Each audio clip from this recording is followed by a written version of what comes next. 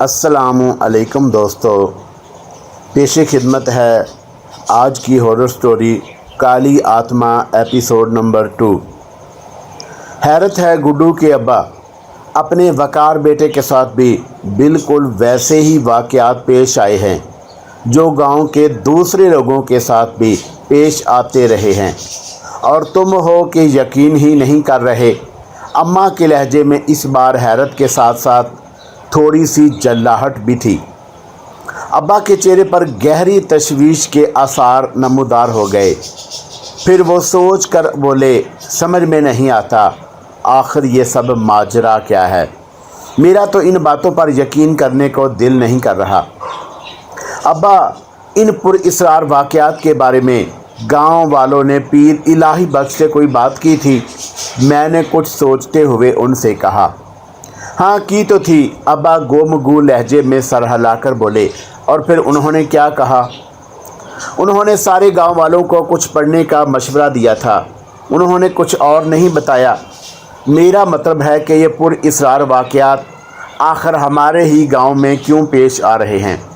नहीं, वो खुद परेशान से नज़र आने लगे थे, अब्बा ने जवाबन कहा। मैं गहरी सोच में डूब गया। अब मेरे लिए ये बात मज़ीद तजस्सुस का बायस बन चुकी थी कि आखिर पीर साहब ने मुझे शहर से क्यों ख़ास तौर पर बुलवाया। वो मुझसे ऐसी कौन सी अहम बात करना चाहते हैं, और इस अहम बात के लिए मुझे ही मुंतखब क्यों किया गया? बहरहाल अब ये तो उनसे मुलाकात करने के बाद ही पता चल सकता है। चुनाचा मैंने सुबह सवेरे उनसे मिलने का इरादा कर लिया। अगले दिन मैं बेदार हुआ और घर से बटाली शाह की दरगाह की तरफ चल पड़ा। गांव में इन पुरइसरार वाक़यात के बारे में हर एक को मैंने चैमगोइयाँ करते देखा। कोई सरकटे के मतलब गुफ्तगू कर रहा था तो कोई पिछल पैरी के बारे में। जो पुरइसरार वाक़यात मेरे साथ बीते थे वो गांव के कुछ और लोगों के साथ भी पेश आ चुके थे। अलबत्ता मेरी बात अभी मशहूर नहीं हुई थी। मेरे दिलो दिमाग इन शैतानी वाक़यात व हालात को तस्लीम नहीं कर रहा था, लेकिन मैं उन्हें जुटला भी तो नहीं सकता था, क्योंकि ये खौफनाक वाक़यात खुद मेरे साथ भी पेश आ चुके थे। बहरहाल मैं हस्बे रवायत मुख्तलिफ लोगों से सलाम दुआओं करता हुआ सीधा पीर साहब की खिदमत में हाज़िर हुआ। पीर साहब की उम्र बहुत तवील थी। वो एक बारिश और परहेज़गार मुत्तकी इंसान थे। रंगो सुर्ख, चेहरा नूरानी।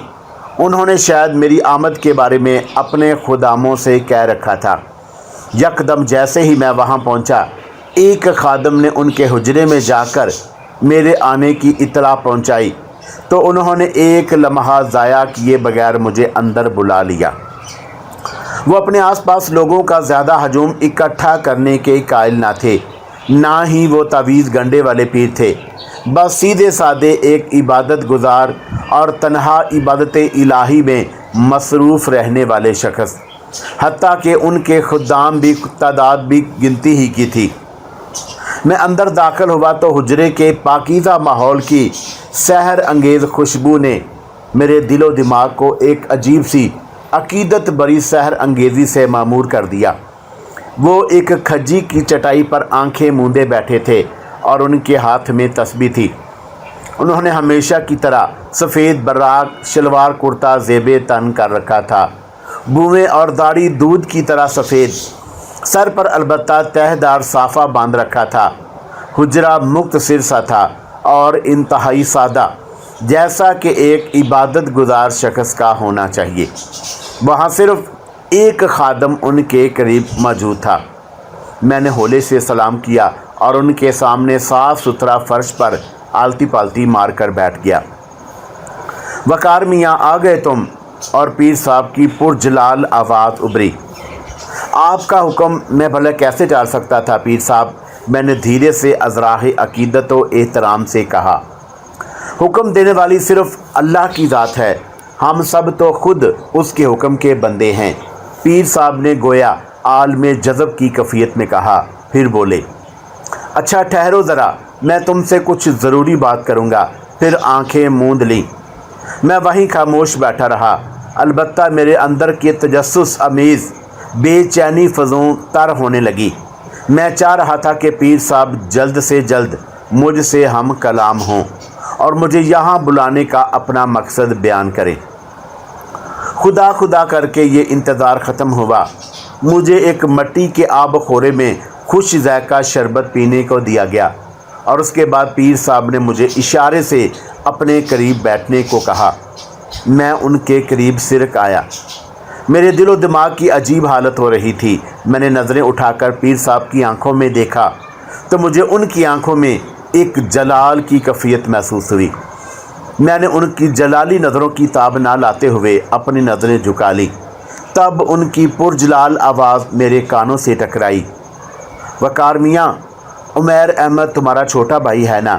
میں نے ان کے استفسار پر چونکا اور ان کے لبوں سے اپنے چھوٹے بھائی کا ذکر سن کر میں یکدم پریشان سا ہو گیا اور گھبرا کر بولا، جی ہاں پیر صاحب، کیا اس سے کوئی غلطی ہو گئی؟ میں نے ڈرتے ڈرتے پوچھا۔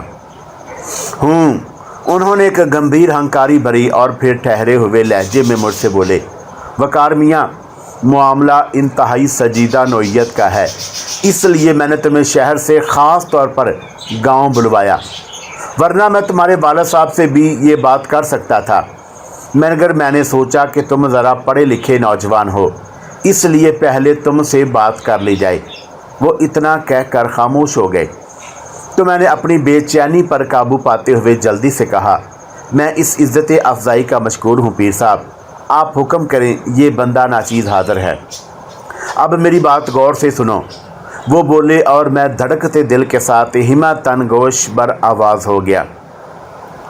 تم نے شاید یہاں گاؤں آتے ہی لوگوں کی زبانی سنا ہوگا، کچھ عرصے سے یہاں پر اسرار واقعات جنم لے رہے ہیں۔ وہ ذرا سانس لینے کو رکے تو میں نے اسوات میں دھیرے سے اپنا سر ہلا دیا۔ تم جانتے ہو یہ سب کس وجہ سے ہو رہا ہے؟ انہوں نے بغور میری طرف دیکھ کر پر اسرار بھرے لہجے میں کہا اور میں ان کے اس عجیب سوال پر چونک کر نفی میں سر ہلاتا ہوا بولا، نہیں پیر صاحب، میاں یہ سب تمہارے چھوٹے بھائی عمیر احمد کی وجہ سے ہو رہا ہے۔ پیر صاحب نے انکشاف کیا اور میں بری طرح چونک گیا۔ جی آپ کیا فرما رہے ہیں پیر صاحب؟ بے اختیار میرے لبوں سے نکلا۔ ہم بالکل درست کہہ رہے ہیں اور یہ حقیقت بھی ابھی تک ہم نے اپنے تک محدود کر رکھی ہے، مگر یہ سب میرا چھوٹا بھائی کیسے کر سکتا ہے پیر صاحب؟ معاف کیجیے گا، میں کچھ سمجھا نہیں، میں نے از حد پریشانی سے کہا اور پیر صاحب کا پرجلال چہرہ تکنے لگا۔ میں نے پہلی بار ان کی آنکھوں میں برہمی کے آثار نمودار ہوتے دیکھے۔ وہ بولے، وقار میاں، یہ حقیقت ہے کہ کچھ عرصے سے گاؤں میں ایک خطرناک اسیب نے ڈیرا ڈال رکھا ہے۔ وہ اسیب در حقیقت ایک بدروح ہے۔ آج سے 100 سال پہلے جب یہاں مسلمانوں کے ساتھ خاصی تعداد میں ہندو بھی آباد تھے، یہاں ایک راماسی نام کا پرانا مندر تھا۔ وہاں ایک پجاری کالی کا پیروکار تھا اور اس نے اپنے شیطانی شعبدوں سے پورے گاؤں والوں کا ناک میں دم کر رکھا تھا۔ اس زمانے میں ہمارے بڑے پیر صاحب بٹالی شاہ بھی بقید حیات تھے۔ وہ اللہ کے نیک اور بہت برگزیدہ بزرگ تھے۔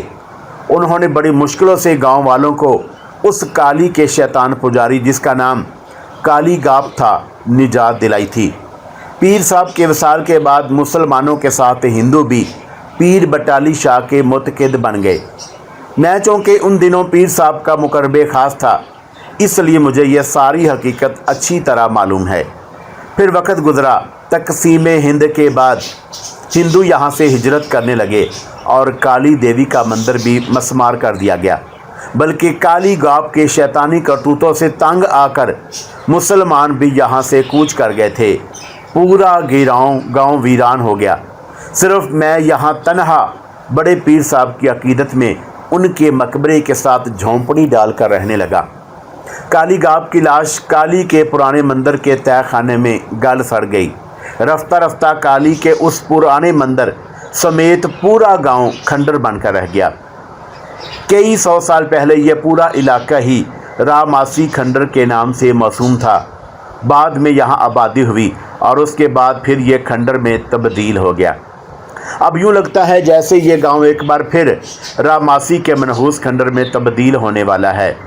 پیر صاحب اتنا بتا کر خاموش ہوئے تو میں جیسے سحر زدہ کسی کیفیت سے ابھر کر بولا، پیر صاحب، وہ مردود شیطان کالی گاب تو مر چکا، اور پھر اس کا دوبارہ جنم کیسے ہوا؟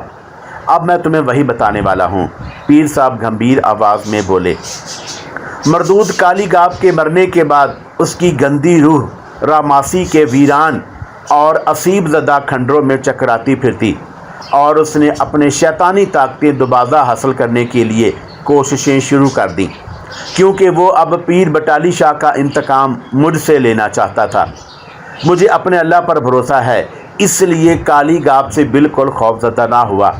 تب پھر اس کی روح ایک طویل عرصے کے لیے راماسی کھنڈر سے غائب رہی۔ اس عرصے میں رفتہ رفتہ دوبارہ لوگ یہاں آ کر آباد ہونے لگے، اور میں اس گاؤں کو آباد ہوتے دیکھ کر خوشی سے نہال ہو گیا۔ راماسی کھنڈر کے سال بالکل معدوم ہو گئے، اور لوگوں نے یہاں اپنے کچے گارے مٹی کے گھر بنانے شروع کر دیے۔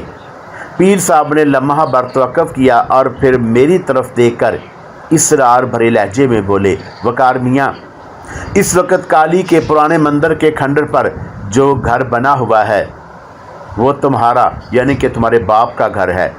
میں اس انکشاف پر سرتاپا لرز اٹھا، مگر میرے منہ سے کچھ بھی برآمد نہ ہو سکا، اور پھر وہ بتانے لگے، کالی گاب اچانک دوبارہ نمودار ہوا، اور یوں تو وہ ایک بدروح تھا، وہ کسی کو نظر نہیں آتا، لیکن ہماری نظروں سے وہ کہاں چھپا رہ سکتا تھا۔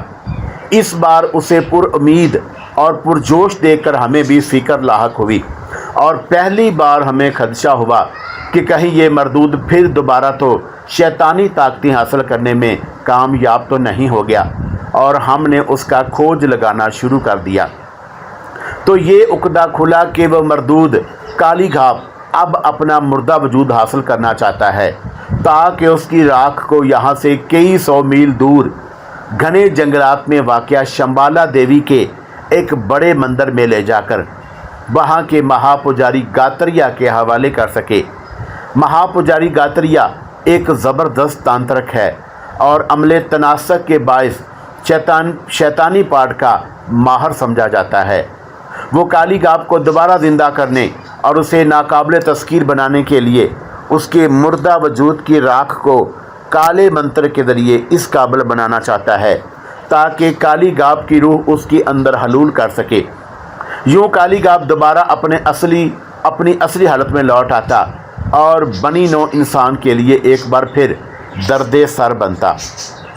پیر صاحب اتنا کہہ کر خاموش ہوئے تو ان کی ساری اسرار بھری گفتگو سننے کے بعد ان سے حیرت کے ساتھ مستفر ہوا، پیر صاحب، یہ تو واقعی ایک تشویشناک اور ناقابل یقین سی داستان ہے، مگر چونکہ یہ آپ کی زبانی سن رہا ہوں اور آپ کا مقصد صرف انسانیت کی بھلائی ہے، لہذا مجھے ان سارے واقعات پر یقین ہے۔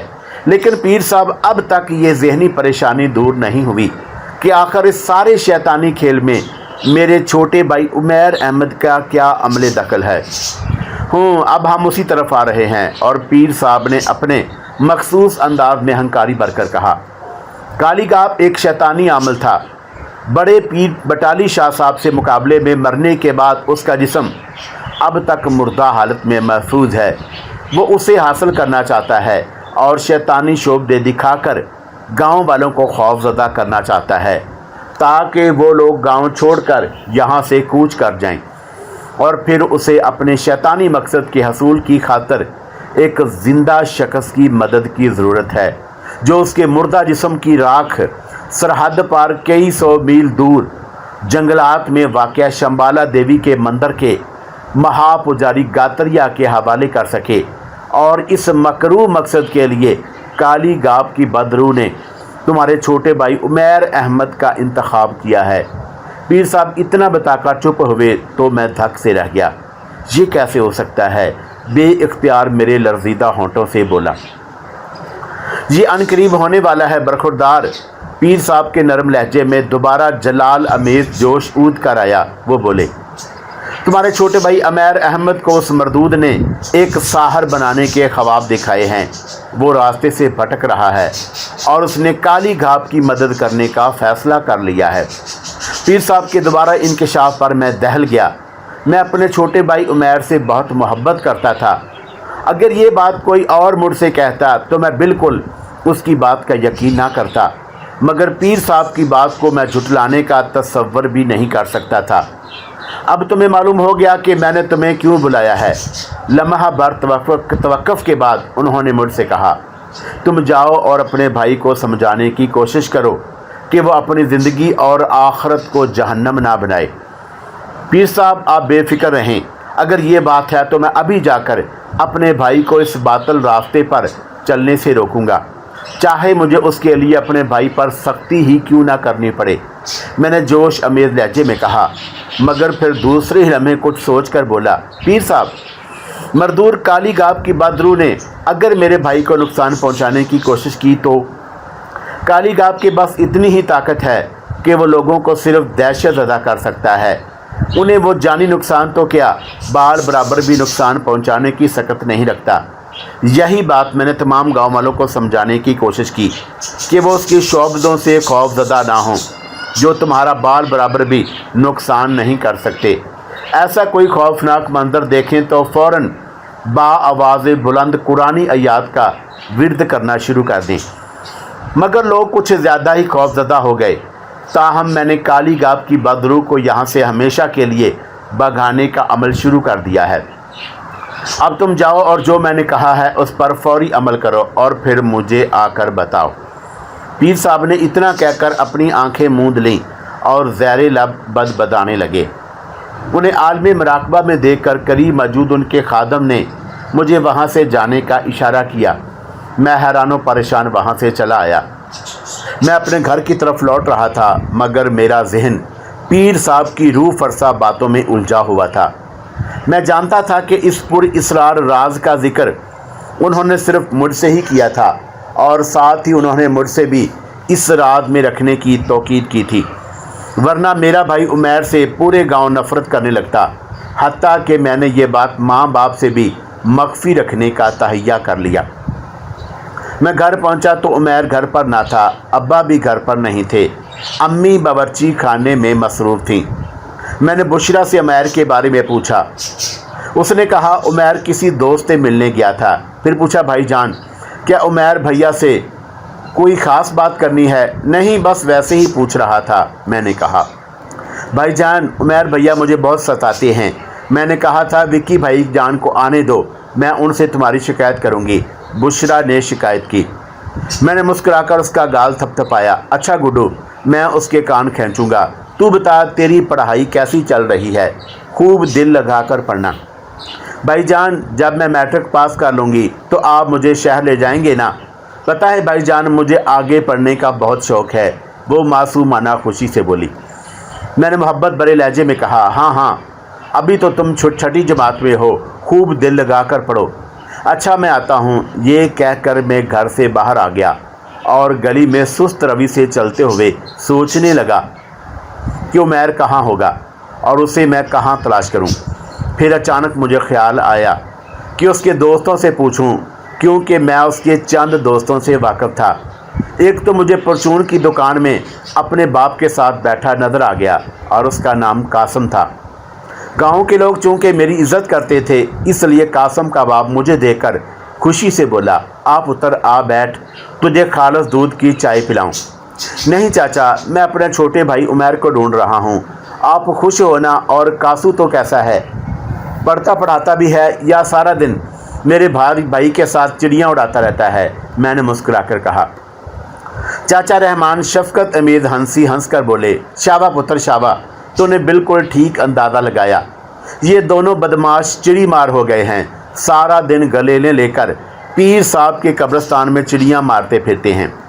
अच्छा कासम ये बताया, उमैर को तूने देखा है? मैंने रहमान चाचा के बेटे कासम से पूछा। जवाबन वो बोला, उसे मैंने दूध वाले पहलवान चाचा बेटे फरीदू के साथ देखा था। मेरा ख्याल है वो दोनों कादर बढ़ई के पास अपनी गलेलें बनवाने गए हैं। मैं रहमान चाचा को सलाम करके चला आया। मैं सीधा पहलवान दूध वाले की हट्टी पर पहुंचा और वहां उसके बेटे फरीदों को मौजूद ना पाकर खामोशी से कादर बढ़ाई की दुकान पर पहुंचा। उसे सलाम करके मैंने दोनों के बारे में पूछा तो उसने बताया कि अभी थोड़ी देर पहले वो दोनों यहाँ से गए हैं। थोड़ा और आगे गया तो कुम्हार वीनू मुझे रास्ते में मिला। सलाम दुआ के बाद उसने मुझे बताया कि फरीद और उमैर को गांव के जंगल की तरफ जाते हुए देखा है। मैं उसका शुक्रिया अदा करके जंगल वाले रास्ते की तरफ हो लिया। जंगल ज़्यादा दूर ना था। खेतों के पार कीकर के गुंजान दरख्तों वाला तवील सिलसिला घने जंगल की सूरत फैला हुआ था। मैं जब खेतों के दरमियान वाली बल खाती पिग डंडी पर चलता हुआ वस्त में पहुंचा तो दूर से ही मेरी नज़र सामने दो नौ उम्र लड़कों पर पड़ी। मैं उन दोनों को देखते ही पहचान गया। ये फरीदू और मेरा भाई उमैर था। मेरे दिल में आई कि उन्हें आवाज़ देकर रोकूं, मगर फिर कुछ सोच कर मैंने उनका ताक़ब करने की ठानी और तेज़ तेज़ कदम उठाने लगा। वो दोनों जंगल में दाखिल हो चुके थे। मैं भी खामोशी से उनके ज़रा करीब पहुंच गया, मगर इस तरह कि उनकी नज़रों में ना आ सकूं। जाने क्यों मेरा दिल उन दोनों की तरफ से अजीब सी बेचैनी का शिकार था। वो जंगल में दाखिल हुए तो मैं भी चंद गज़ के फासले पर मोहतरात रवि के साथ मोटे तनों वाले दरख्तों की आड़ लेता हुआ बेदस्तूर उनके ताक़ुब में आगे बढ़ता रहा। खासी दूर तक जाने के बाद मैं उन दोनों को एक घने झुंड में दाखिल होते देखा। चूँकि वो दोनों मेरी नज़रों से गायब हो चुके थे, इसलिए मैं ठहर कर चंद सानिये बगौर देखता रहा और फिर आगे बढ़ गया। जहाँ घने दरख्तों के तने बहुत करीब करीब ऐस्तादा थे, नीज़ खारदार झाड़ियों की बहुत बहुताब थी। मैं बाइस्तगी करीब आया और झाड़ियाँ परे हटाता हुआ आगे बढ़ा तो अचानक ठटक कर रुक गया। मेरी आंखों के सामने ज़रा ही फासले पर एक कदरे बुलंद टेला था। बगौर देखने पर मालूम हुआ वो एक खोनुमा गार है और मैंने उन दोनों को उसके तारीक दहाने के सिरे पर खड़े पाया और फिर अचानक फरीद की सहमी हुई आवाज़ मेरे कानों से टकराई। यार उमैर, मरवा ना देना, कहीं वो बदरू मेरा खाना ख़राब ना कर दे। अरे दिल मजबूत कर यार, मैंने तुझे बताया नहीं कि वो बदरू मेरी दोस्त बन चुकी है। जब तू खुद अपनी आंखों से मुझे उससे बातें करता देखेगा तो तेरा सारा खौफ दूर हो जाएगा। चल आगे बढ़, शाबाश। मेरा भाई उमैर ने उसकी हिम्मत बंधाई। अपने भाई की बात सुनकर मैं सख्ते में आ गया। पीर साहब की बातें दुरुस्त साबित हो रही थी।